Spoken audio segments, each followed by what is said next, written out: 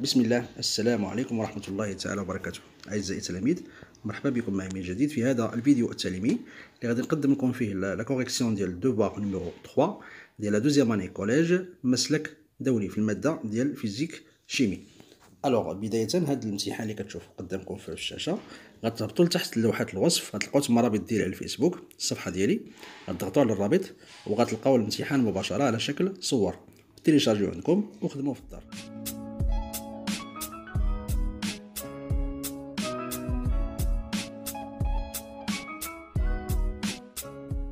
دونك بداية نتعرفوا على الامتحان ديالنا. فهاد الامتحان كيتكون من 3 ديال لي زيكزارسيس، ولكن حنا في الفيديو غادي نخدموا فقط النصف ديال هاد الامتحان، والنصف الثاني ديالو غادي نخدموا في الفيديو القادم ان شاء الله باش ما يجيش الفيديو طويل بزاف. الدروس اللي عندها علاقه بهذا الكونترول هما الدرس ديال لي لوا دو لا رياكسيون شيميك، يعني قوانين التفاعل الكيميائي، والدرس الثاني هو لي سوبستانس ناتوريل اي سانتيتيك، بمعنى الدرس ديال قوانين التفاعل الكيميائي والدرس ديال المواد الصناعيه والطبيعيه. فالتمرين الاول كما كتشوفوا يعني فيه غادي يعطيونا دي فراز فراغات، حنا غادي نملؤوا الفراغات بكلمات هما غادي يعطيو لنا باش نملؤوا الفراغ.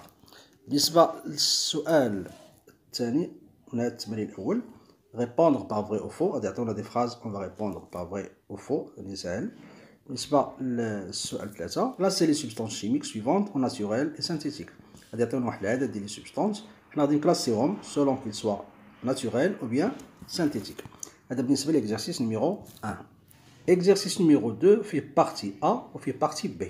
لا بارتي A فيها واحد المسألة عندها علاقة بالدرس ديال لي لوا دو لا رياكسيون شيميك، مسألة فيها معطيات فيها مسائل، غادي يعطيونا دي كيستيون وحنا اون فا ريبوندر ا سي كيستيون. بالنسبة لا بارتي B غادي يعطيونا واحد العدد ديال لي زيكواسيون شيميك ومطلوب منا باش حنا نيكيليبريهم، يعني هاد المعادلات خصنا نوزنهم، هذا هو السؤال. بالنسبة لإكزرسيس نيميرو 3 عنده علاقة بالدرس ديال لي سوبستانس ناتوريل اي سانتيتيك، يعني المواد الطبيعيه والصناعيه. فبدايه غادي يعطيونا واحد لا فيغور كما كتشوفوا هنا لتحت، هاد لا فيغور منها غادي يعطيونا اسئله وحنا خصنا نجاوبوا عليهم.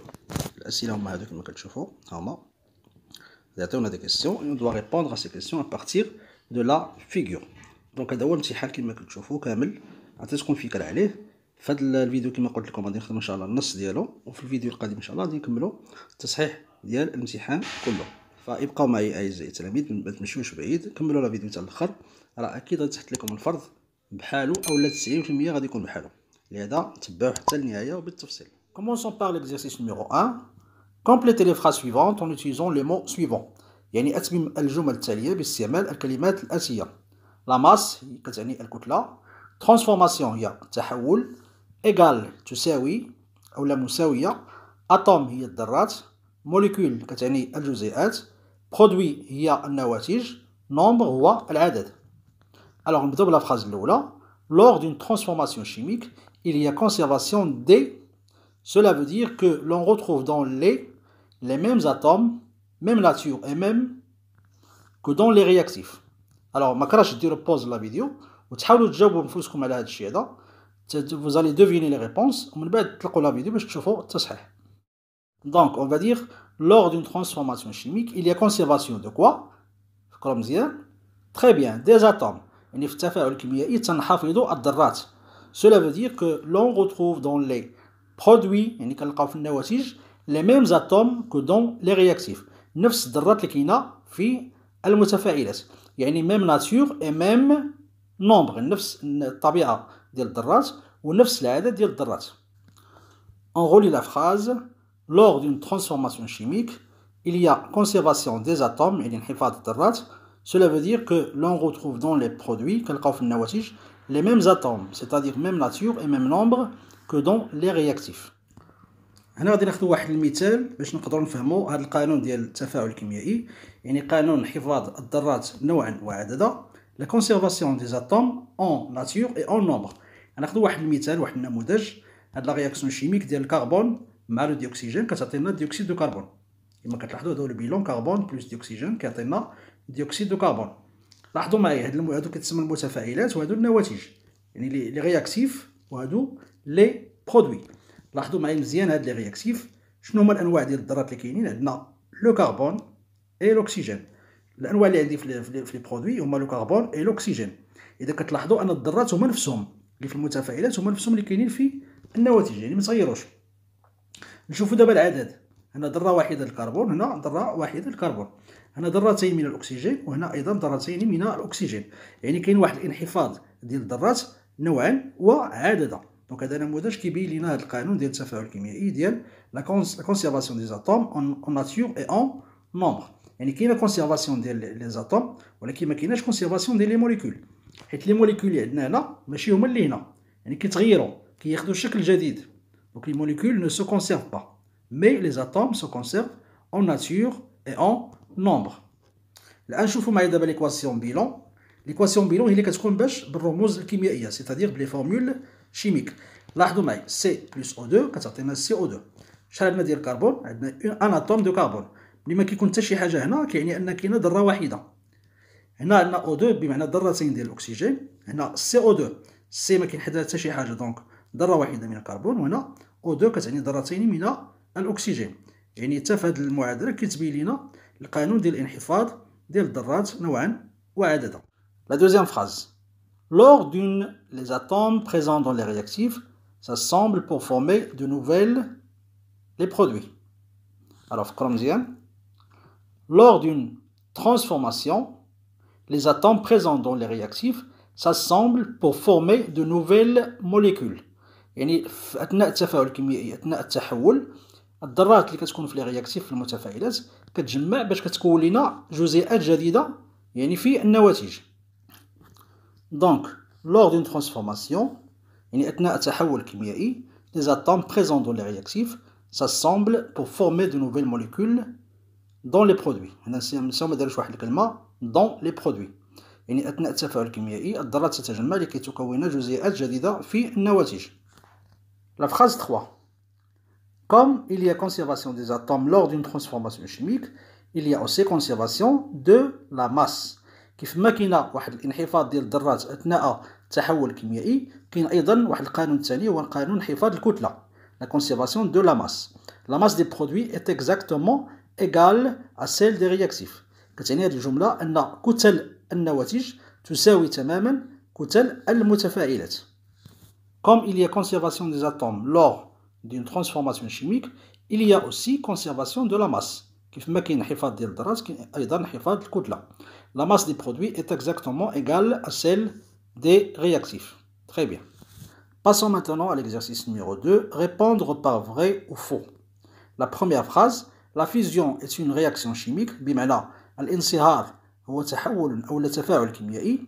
هذه جملة خاطئة، لأن الانصهار ماشي تفاعل كيميائي وإنما هو تحول فيزيائي. La fusion est une transformation physique. Donc la phrase elle est fausse. La phrase 2. Toutes les réactions chimiques sont des combustions.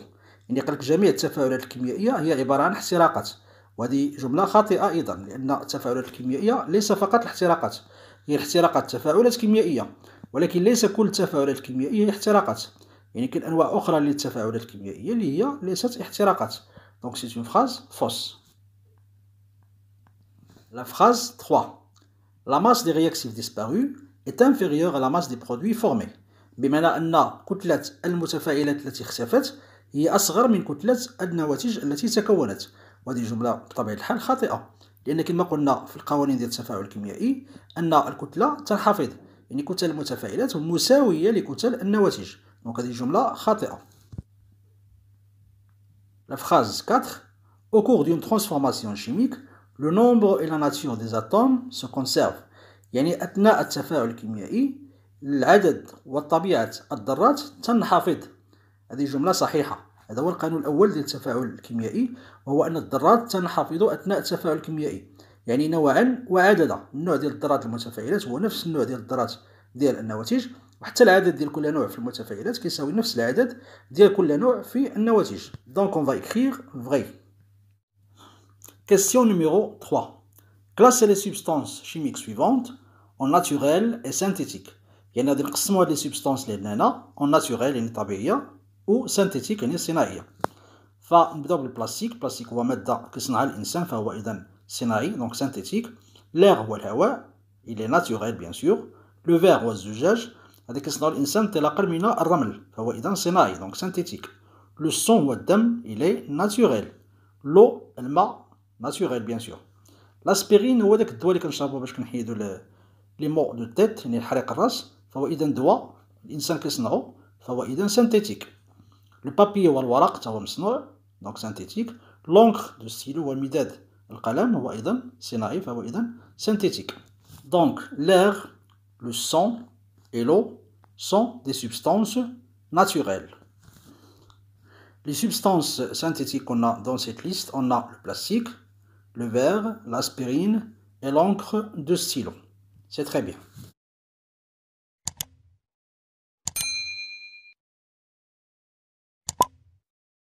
Maintenant, passons à l'exercice numéro 2 de ce contrôle. Partie A.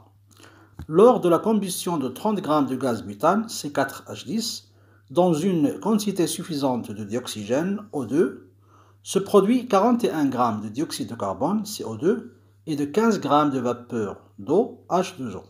Donc, أثناء الاحتراق ديال 30 غرام ديال غاز البوتان C4H10 فواحد الكمية كافية من ثنائي الأكسجين O2 كيتكون لنا واحد النواتج ديال 41 غرام ديال ثاني أكسيد الكربون ديوكسيد دو كربون و 15 غرام ديال بخار الماء H2O. La première question, la combustion du butane dans ce cas est-elle complète ou incomplète? Et justifiez votre réponse. Alors فكروا شي شوية. يعني هذا الاحتراق هذا ديال البوتان واش هو كامل أو لا غير كامل؟ ثم غتعللوا الجواب ديالكم. فكروا شي شوية. Très bien. Donc la combustion du butane dans ce cas, elle est complète. Pourquoi? Parce que les produits de cette réaction sont le dioxyde de carbone et la vapeur d'eau seulement. يعني لما كيكون الاحتراق كامل كيكونوا عندنا فقط جوج نواتج اللي هما ديوكسيد دو كربون CO2 و لو لا فابور دو هي H2O. جوج نواتج فقط. اما لما كيكون الاحتراق انكومبليت كيكونوا عندنا 4 ديال النواتج اللي هما ديوكسيد دو كربون لا فابور دو لو كربون وعاد لو مونوكسيد دو كربون كيكون 4 ديال لي برودوي. اما في الاحتراق الكامل كيكون عندنا سولومون دو برودوي اللي هما ديوكسيد دو كربون اي لا فابور دو.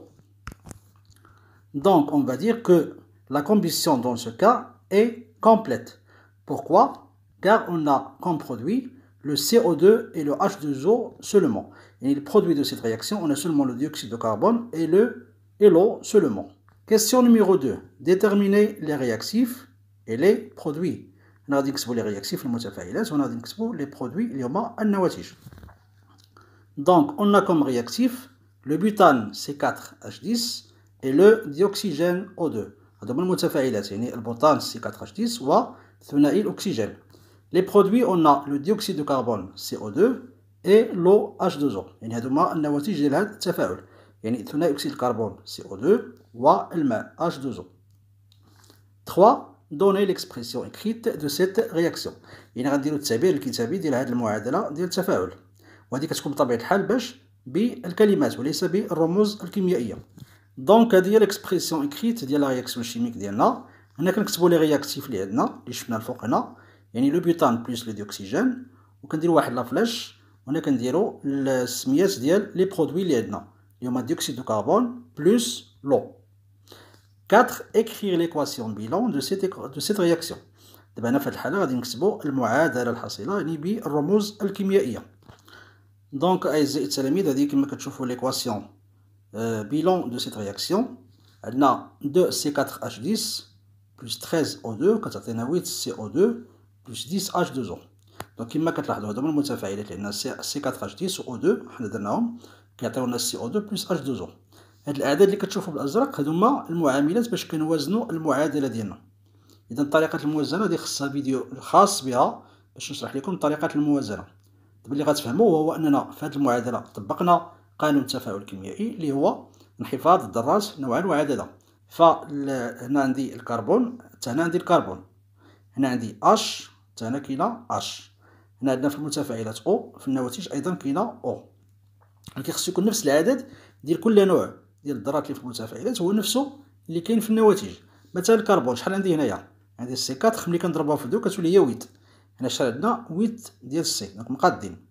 بالنسبه للH عندنا 2 فوا 10 كتعطينا 20. فالهيدروجين في المتفاعلات عندنا 20 ذره ديال الهيدروجين.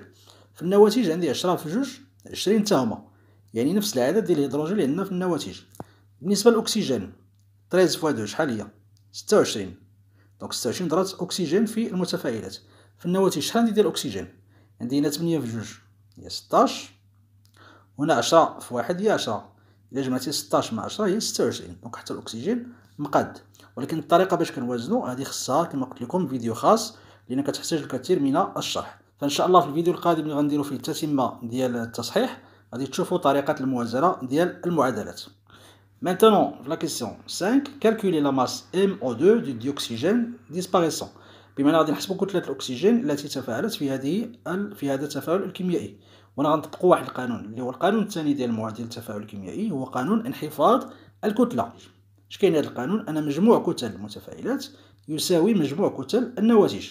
هانتوما غتفهموا مزيان ملي غادي نشرح لكم هذا السؤال. إذا لاحظ معايا هنا عندك ام ديال سي 4 اش 10 زائد ام ديال او 2، يعني كتلة ديال البوطان زائد كتلة الأكسجين كيساوي لنا ام سي او 2 بلس ام اش 2 او، بمعنى كتلة ديوكسيد دو كربون زائد الكتلة ديال الماء. فمجموع كتل المتفاعلات يساوي مجموع كتل النواتج. وبهذه الطريقة غادي نقدروا نلقاو الكتلة اللي ناقصانا، غادي نخدموها كمعادلة من الدرجة الأولى. الوغ كما كتلاحظوا عندنا الكتلة ديال البوطان هي 30 غرام، الكتلة ديال الديوكسيجين هي اللي كنقلبوا عليه هي المجهولة، الكتلة ديال ديوكسيد دو كربون هي 41 غرام، وكتلة الماء هي 15 غرام. كنجيو هنا كنعوضو كتلة البوطان ب 30 غرام، كتلة الديوكسيجين كنخليوها مجهولة هي MO2، وكتلة CO2 هي 41 غرام، و M ديال H2O هي 15 غرام. كنجمعو هاد لي دو كيعطيونا 56 غرام، وكنخدموها كمعادلة. دونك شنو هي MO2؟ هي 56 ناقص 30 غرام، 56 غرام ناقص 30 غرام هي 26 غرام. وهكذا حسبنا كتلة ثنائي الأكسجين اللي طلبوا منا في التمرين. وبهذا أعزائي التلاميذ نكون قد أنهينا هذا الفيديو اللي فيه التصحيح ديال الجزء الأول من هذا الفرض. فترقبوني في الفيديو القادم إن شاء الله اللي غادي نكمل لكم فيه لا كوريكسيون ديال هذا الفرض في التتمة اللي هي بارتي بي والتمرين الثالث ديال هذا الفرض. فهاد لا بارتي دو إن شاء الله غادي نشوفوا طريقة الموازنة ديال المعادلات ونشوفوا تمرين في المواد الصناعية والمواد الطبيعية. دمتم في رعاية الله تعالى وحفظه، والسلام عليكم ورحمة الله تعالى وبركاته.